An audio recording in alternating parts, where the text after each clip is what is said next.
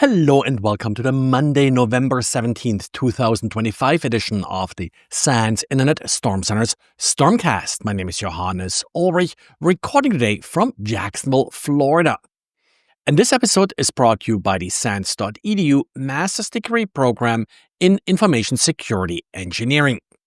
Well, the first story here is something that developed on Friday and really became more obvious on Friday, but was sort of in development for the last few days before that. And I'll sort of start here with the end. And that's a notice by Fortinet, a security announcement that there is a new vulnerability in the Fortiweb software. The problem with this is that the patch, and in this case, for example, if you're on the 8 version, it would be version 8.02, was actually released a couple weeks ago. So a couple weeks ago, Fortinet did upgrade their software, fixed a critical vulnerability, CVSS score of 9.1 according to Fortinet, which I think is about appropriate. But they didn't tell anybody about fixing this vulnerability. So what happened last week is that researchers pointed out some attacks they saw that basically looked like a version of an old vulnerability. But, it was actually this new vulnerability. And we then got, as usual, a good write-up from Watchtower showing that this was essentially a directory traversal that allowed access to this FWB CGI binary that then in turn allowed an attacker to impersonate arbitrary users, and in doing so basically bypass access control. So the vulnerability was very straightforward. You just needed a JSON payload with the user that you would like to impersonate, and with that you were all set in order to then gain access to the admin interface. We also, over the weekend, did notice some of these attacks in our honeypots. Didier wrote about this and here published one of the attacks that he saw in his honeypot. But yes, this is actively being exploited. Hopefully you did upgrade when the upgrade originally came out, not knowing that it fixed this particular vulnerability, which of course may have delayed the upgrade. So if you haven't upgraded yet, the usual advice is assume a compromise at this point.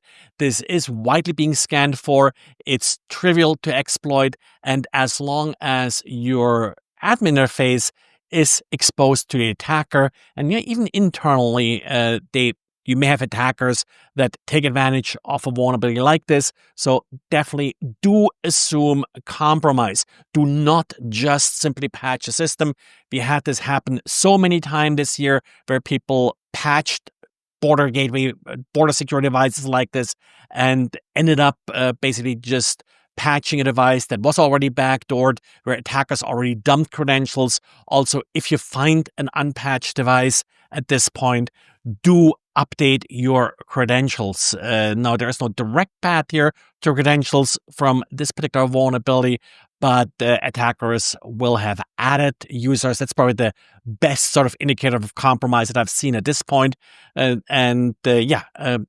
sure that nobody has access to the admin interface. That's probably another thing that you can look for.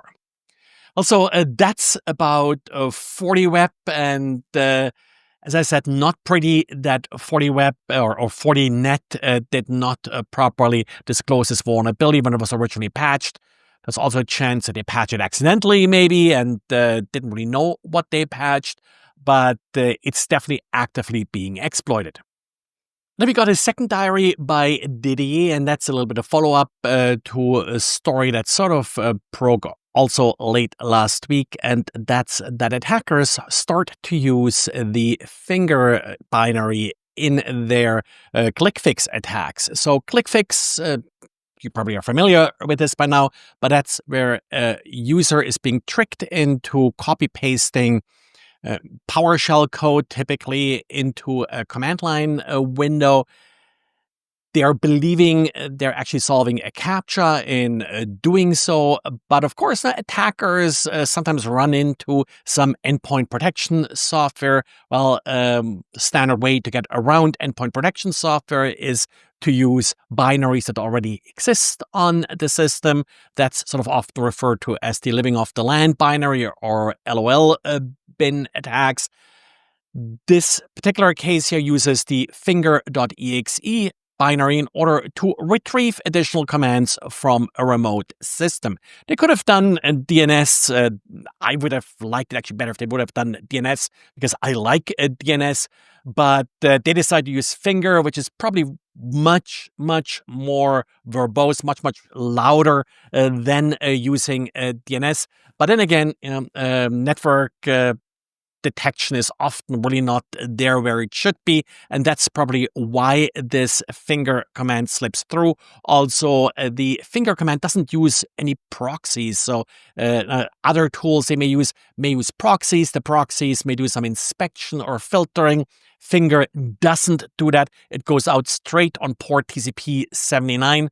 So definitely, just start looking for this stuff, and it should be very easy to detect. It's really one of those things where you really shouldn't see any traffic outbound on port 79 from your hosts.